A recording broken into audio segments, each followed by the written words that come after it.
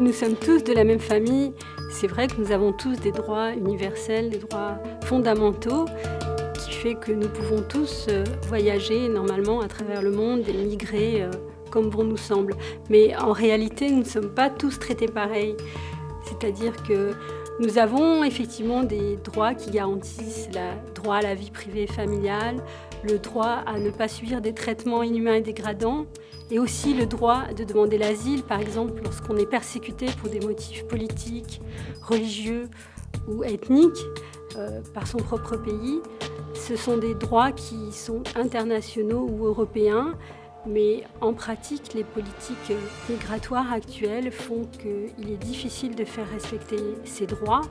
Si nous, les Européens, nous pouvons facilement traverser l'Europe d'un vol d'avion, c'est plus difficile pour les non-européens d'accéder à notre forteresse qui est couverte de barrières. Même si tous les jours, des gens prennent des bateaux pour venir chez nous en Europe, il y a notamment, par exemple, des centres qui se multiplient pour enfermer les gens, soit à leur arrivée dans un pays, soit une fois qu'ils sont en France, par exemple, il y a des politiques d'enfermement des familles, des individus qui font que aujourd'hui ce sont des atteintes au droit à la vie familiale et aussi des atteintes à notre intégrité personnelle, à l'intégrité personnelle des immigrés.